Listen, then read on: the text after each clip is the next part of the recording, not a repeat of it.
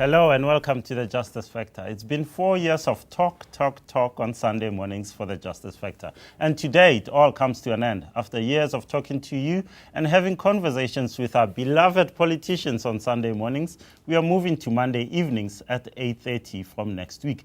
This is the last Justice Factor on Sunday mornings. We hope you will join us every Monday evening at 8:30 on the E-News channel and on ETV and make this show as successful as it has become in this slot.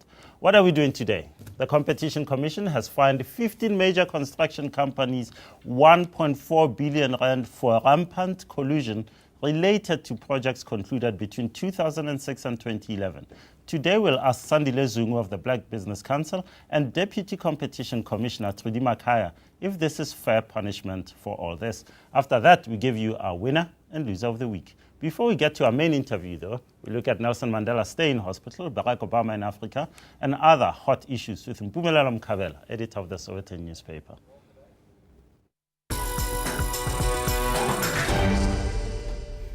Mpumelelo Mkhabela, welcome to the show. Thank you.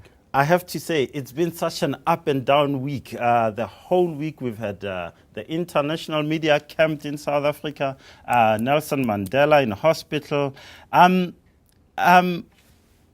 interested in something. It was raised by Maki Mandela, the daughter of Nelson Mandela, who said media, like yourself, are vultures who have descended and want to eat the carcass.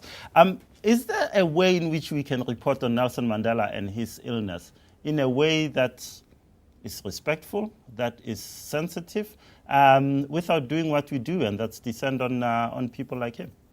I think that, first of all, I think it was unfortunate for Magazio to suggest that the media are vultures descending on Nelson Mandela. I think we should appreciate the fact that the media are reporting on the former president in the manner that they're doing, precisely because of his importance and the role that he has played in the whole world and in South Africa specifically. I think that they wouldn't have descended on some rogue leader of sort, some insignificant person. You would imagine justice. She did make the comparison with Maggie Thatcher and Ronald Reagan. Those people are, compared to the contribution that Nelson Mandela has played in this country and in the whole world, I don't think that they are any match to him. And I think that well, of course, they have been leaders in their own right, and as I said, Nelson Mandela played something beyond, something which very few leaders in the world could compare with. So I think it's an honor if you see large contingent of media people all over the world, and South Africans particularly, paying attention to his illness and being concerned. And I think I must emphasize this. The media is not reporting this as an unconcerned party. They are reporting it as a concerned party, conveying messages all over the world, messages of support, messages of encouragement, reporting about the prayers. And unfortunately, there's also a feud in the family, which the media can't ignore. But hold on, let me just step back a bit. There have been instances of newspapers, journalists tweeting that Nelson Mandela has passed away when he hasn't. It's been 3 weeks that he's been, 3 weeks and a day that he's been in hospital, and it's becoming a bit loose now. Everyone is quoting sources, everyone else. What I'm interested in is, how does the media come out of this when we all go home, when it's done and all that, and look back and say we are proud of the work we did in reporting on Nelson Mandela's condition, whether he goes back home or whether something else happens? I think there are two things here. You mentioned social media and people suggesting things which are not true on social media. Well, we have got the social media element, which is largely informal and unregulated.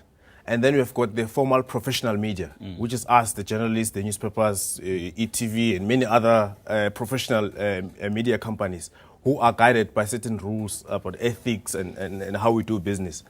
I think that those who are the professional media, I don't think we have had something as ridiculous as that, which is untrue. But we have fed the machine. So and so speaking. They're doing this in Kuni and so forth and so forth. But I need to move on. Barack Obama is in Africa, is in South Africa today.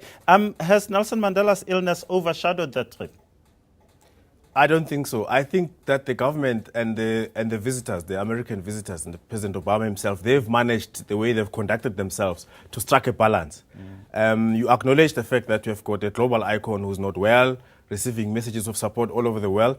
At the same time, you also articulate your message why you are here, and you project the foreign policy positions of America not only on Africa but throughout the whole world. I think he has managed, him and President Jacob Zuma have managed to strike a balance and to manage these things carefully. What are the key issues on the agenda on this trip? I think that what we see on the face of it, Obama was here to extend his goodwill on Africa and to wish Africa and South Africa specifically well, and also to say, look, we can do business. The two countries can do business. There are already business interests between the two countries. There's trade, there's investment, South African companies investing in the US and American companies investing here. So I think there was a message to say, let's spread that out. But also there's another message, another subtle message, which won't come out of a very decent leader like Obama. And the message is that we have seen that you have a good relationship with the Chinese. Your trade with China is now larger than that of America. But it doesn't mean that you must discount us. We are the Americans. We are still the biggest economy. We still have democratic values that we still want to spread in Africa. The other country doesn't have those democratic values. So there's that subtle thing which won't come out overtly. Yeah. There have been protests against Obama, people saying arrest this man and so forth. Obama came in on a ticket of change and hope, and it will be a better world. Guantanamo will be shut down. It's 5 years later, it hasn't happened. Have you got the sense in the 2 days that he's been here now that he is indeed diminished in the eyes of ordinary South Africans? I don't think so. I think we must give credit where it's due. It is true that he didn't honor all of his promises, the Guantanamo Bay being one of them. But he has done a great deal in restoring the American economy back to its footing, which is beneficial to South Africa. You'll remember that before he took over, the George Bush administration had ramped up the budget of the United States, and it had trillions and trillions of, it was on a trillions of deficit. And now together with other leaders in the world, they, through the G20, put together regulatory mechanisms to regulate those guys there at Wall Street and other parts of the world to behave. Mpumelelo Mkhabela, I have to stop you there. Thanks so much for your time. That's all we have time for. It's exciting times indeed. Mandela, Obama, fantastic human beings, both of them. Thank you.